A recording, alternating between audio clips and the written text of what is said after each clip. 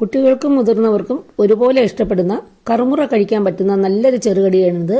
ഗോതമ്പ് കൊണ്ടുണ്ടാക്കിയത് കൊണ്ട് വളരെ ഹെൽത്തിയാണ്. ചായയുടെ കൂടെ ബിസ്ക്കറ്റ് കഴിക്കുന്നത് പോലെ നമുക്ക് കഴിക്കാം. ഉണ്ടാക്കി വെച്ചാൽ കുറേ നാൾ കേടാകാതെ സൂക്ഷിക്കാം. ബിഗിനേഴ്സിന് വരെ ഈസി ആയിട്ടും ഇത് ഉണ്ടാക്കാം. അപ്പോൾ ഈ റെസിപ്പി ഇഷ്ടപ്പെട്ടാൽ ചാനൽ ഒന്ന് സബ്സ്ക്രൈബ് ചെയ്ത് ലൈക്കും കമൻറ്റും ഷെയറൊക്കെ ചെയ്തൊന്ന് സപ്പോർട്ട് ചെയ്യണേ. നമുക്കിനി റെസിപ്പി നോക്കാം. തങ്കംസ് ഫാമിലി കിച്ചൻ്റെ പുതിയൊരു വീഡിയോയിലേക്ക് എല്ലാവർക്കും സ്വാഗതം. കുറച്ച് വിസ്താരമുള്ളൊരു പാത്രം എടുക്കാം. അതിലേക്ക് 1 കപ്പ് ഗോതമ്പ് പൊടി എടുക്കാം. 250 മില്ലിയുടെ ഒരു കപ്പിലാണ് എടുക്കുന്നത്. ഇതിന് പകരം നിങ്ങൾക്ക് മൈദ വേണമെങ്കിലും എടുക്കാം.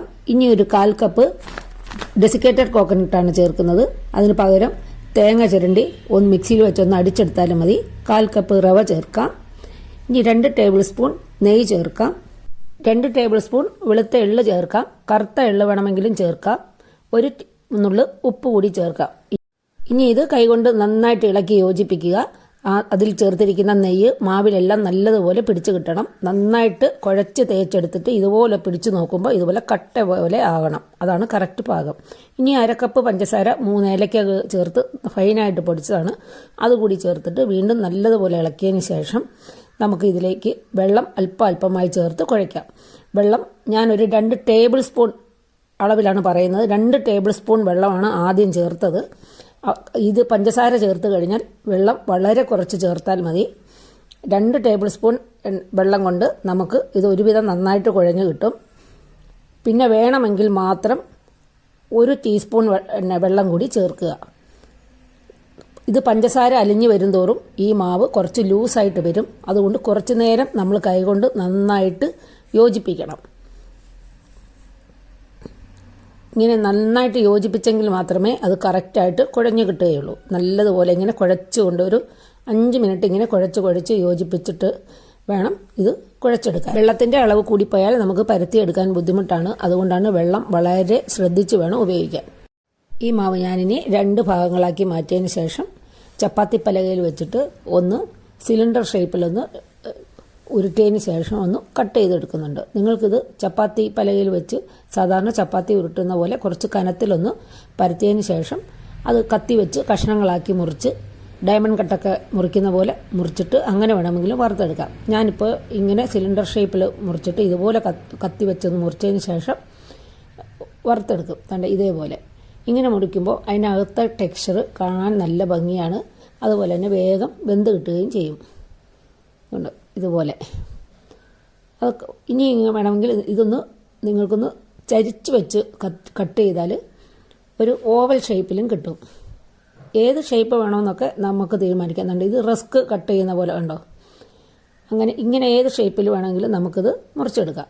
ഇത് ചെറിയ ബ്രെഡിൻ്റെ ഷേപ്പ് പോലെ അതിന് നമുക്ക് ഈസി ആയിട്ട് ഷേപ്പ് ചെയ്യാൻ പറ്റും. ഓരോന്നും എടുത്ത് കൈകൊണ്ട് ഇങ്ങനെ ചെറുതായിട്ടൊന്ന് ഷേപ്പ് ചെയ്തെടുക്കണം. ചപ്പാത്തി പലകയിൽ വെച്ചിട്ട് ഇതുപോലെ ഒന്ന് പരത്തിയതിന് ശേഷം ഒരു 1/2 ഇഞ്ച് കനത്തിൽ പരത്തിയിട്ട് ഇതുപോലെ എന്തെങ്കിലും വെച്ചൊന്ന് പ്രസ് ചെയ്ത് ഒരു ചെറിയ നമ്മൾ ബിസ്ക്കറ്റ് ഉണ്ടാക്കൂലേ അതുപോലെ ഒന്ന് ഷേപ്പ് ചെയ്തെടുത്താലും മതി. കണ്ടോ. ഇനി അങ്ങനെ ഇതെല്ലാം നമ്മൾ ഷേപ്പ് ചെയ്തെടുത്തിട്ടുണ്ട്. ഇതിങ്ങനെ കുറച്ച് അകലത്തിൽ വേണം വയ്ക്കാൻ. ഇനി എണ്ണ നന്നായിട്ട് ചൂടായതിന് ശേഷം മീഡിയം ഫ്ലെയിമിലേക്ക് മാറ്റിയിട്ട് നമ്മൾ കഷ്ണങ്ങളാക്കി വെച്ചിരിക്കുന്നതെല്ലാം എടുത്ത് വറുത്തെടുക്കാം. കുറച്ച് ദൂരെ വേണം ഇട്ട് കൊടുക്കാൻ. എല്ലാം കൂടെ ഒന്നിച്ച് ഇടരുത്.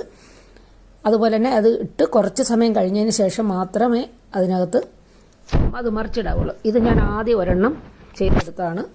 ആ ഒരെണ്ണം ആദ്യം നമ്മൾ എണ്ണ ചൂടായി കഴിഞ്ഞിട്ട് ഒരെണ്ണം മാത്രം ഒന്നിട്ട് ചെയ്യുവാണെങ്കിൽ അതിൻ്റെ പാകം നമുക്ക് മനസ്സിലാക്കാൻ പറ്റും. അതിനുശേഷം മാത്രം കൂടുതലിടുക. അത് ഏത് എണ്ണയിൽ എന്ത് വറുത്തെടുക്കുമ്പോഴും ബിഗിനേഴ്സ് ആണെങ്കിൽ ആദ്യം ഒരെണ്ണം ഇട്ട് നോക്കിയിട്ട് അതിൻ്റെ പാകം ഒന്ന് മനസ്സിലാക്കിയതിന് ശേഷം പിന്നെ കൂടുതലിട്ട് വറുത്തെടുക്കുക. ഇത് തിരിച്ച് മറിച്ചു ഇട്ടിട്ട് മീഡിയം ഫ്ലെയിമിലും ലോ ഫ്ലെയിമിലും മാറി ഇട്ടിട്ട് വേണം ചെയ്യാൻ. ഫ്ലെയിം കൂട്ടരുത്, പെട്ടെന്ന് കരിഞ്ഞു പോകും. അപ്പോൾ ഇത് പെട്ടെന്ന് വെന്ത് കിട്ടും. അതുകൊണ്ട് തന്നെ ചെറിയൊരു ചുമപ്പിൽ വേണമെങ്കിലും എടുക്കാം. കുറച്ചുകൂടി മൊരിച്ച് ഒന്നും കൂടെ ഗോൾഡൻ കളറ് കൂട്ടിയിട്ട് വേണമെങ്കിലും എടുക്കാം.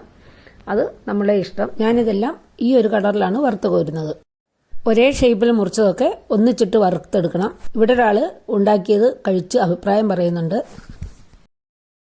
നിങ്ങൾ ഉറപ്പായും ഇത് ചെയ്ത് നോക്കണം. നല്ല ക്രിസ്പിയാണ്, നല്ല ടേസ്റ്റിയാണ്, നല്ല സ്വീറ്റിയാണ്. കേട്ടല്ലോ അഭിപ്രായം. ശരിക്കും നല്ല ടേസ്റ്റാണ്, ക്രിസ്പിയാണ്, കുറച്ച് മധുരമുണ്ട്. എന്തായാലും തീർച്ചയായിട്ടും നിങ്ങളിത് ഉണ്ടാക്കി നോക്കണം. ഇത് വറുത്ത് കോരുന്ന സമയം നല്ല സോഫ്റ്റ് ആയിരിക്കും. അത് കഴിഞ്ഞ് തണുക്കുമ്പോഴേക്കും നല്ല കറുമുറാന്ന് ഇരിക്കും. നമ്മുടെ കടയിൽ നിന്നൊക്കെ മേടിക്കുന്ന നല്ല ബിസ്ക്കറ്റ് ഉണ്ടല്ലോ, അതിൻ്റെ ഒരു കരുകരുപ്പായിരിക്കും ഇതിന്. കുറേ ദിവസങ്ങളോളം നമുക്ക് സൂക്ഷിച്ച് വയ്ക്കാനും പറ്റും. അങ്ങനെ ഞാൻ ഇതെല്ലാം ഉണ്ടാക്കിയെടുത്തിട്ടുണ്ട്. ഇത് കാണുമ്പോൾ തന്നെ നിങ്ങൾക്ക് മനസ്സിലാകുന്നില്ലേ എന്തുമാത്രം ടേസ്റ്റിയും സോഫ്റ്റും ഒക്കെ ആയിരിക്കുമെന്ന്. ഒരെണ്ണം ഞാൻ മുറിച്ച് കാണിക്കാം. കണ്ടോ, നല്ല കരുകരുപ്പാണ്. അതായത് നല്ല crunchy, soft and crunchy, sweet, ഇങ്ങനെ കുറച്ച് വാക്കുകൾ പറഞ്ഞാൽ മതി. നല്ല ടേസ്റ്റാണ്. ഇതിനകത്ത് നെയ്യ്, തേങ്ങ, എള്ള്, ഗോതമ്പ് പൊടി, ഇത്രയും സാധനങ്ങൾ ചേരുമ്പോൾ തന്നെ നല്ല ടേസ്റ്റ് ആയിരിക്കും. അപ്പോൾ ഈ റെസിപ്പി എല്ലാവർക്കും ഇഷ്ടപ്പെട്ടെന്ന് കരുതുന്നു. ഒരു പ്രാവശ്യമെങ്കിലും ഒന്ന് ഉണ്ടാക്കി നോക്കണം. നിങ്ങൾ ഇടയ്ക്കിടയ്ക്ക് ഉണ്ടാക്കിക്കൊണ്ടേയിരിക്കും. മറ്റൊരു റെസിപ്പിയുമായി വരുന്നവരെ stay healthy and happy. Thank you.